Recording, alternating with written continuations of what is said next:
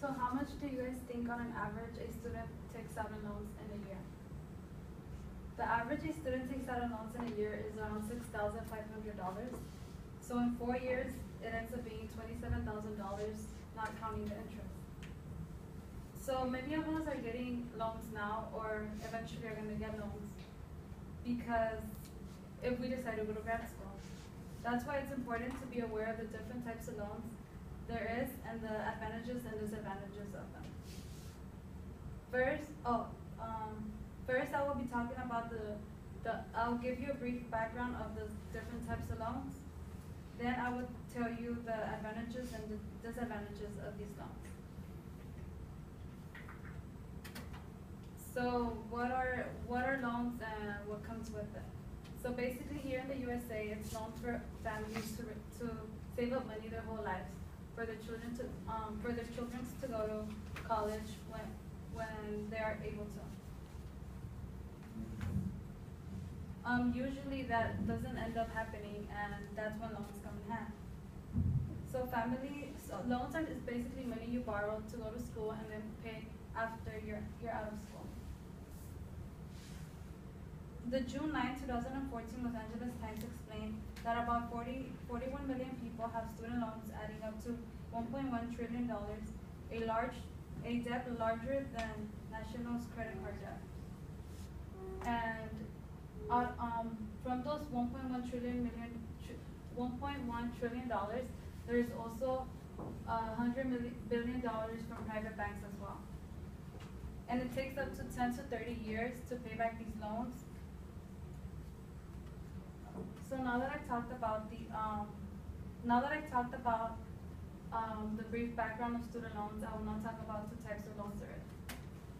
The first type of loan is subsidized loan, and it's only for undergraduate students, and it's only for students with financial need.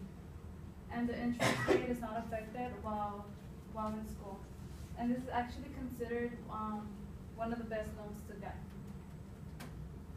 The other one is unsubsidized loan, which is for undergraduate and graduate students, and it's not based on requiring financial needs, so basically everyone is eligible to get this loan.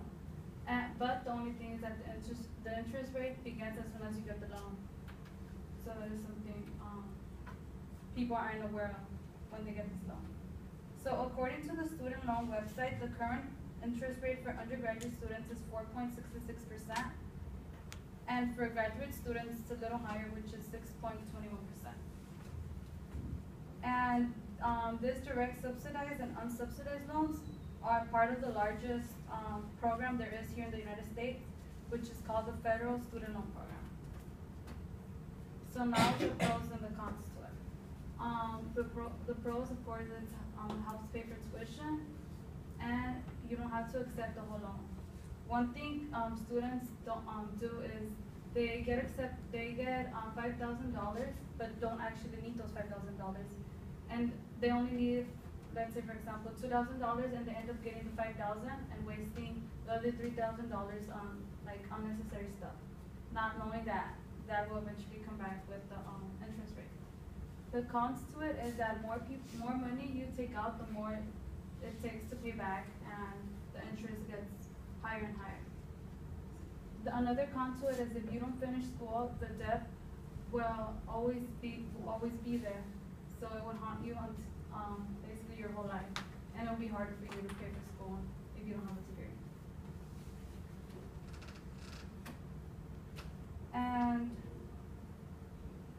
And according to Scott Martell in the June 24, 2014 Los Angeles Times, the student debt is an academic drag to the economy as well.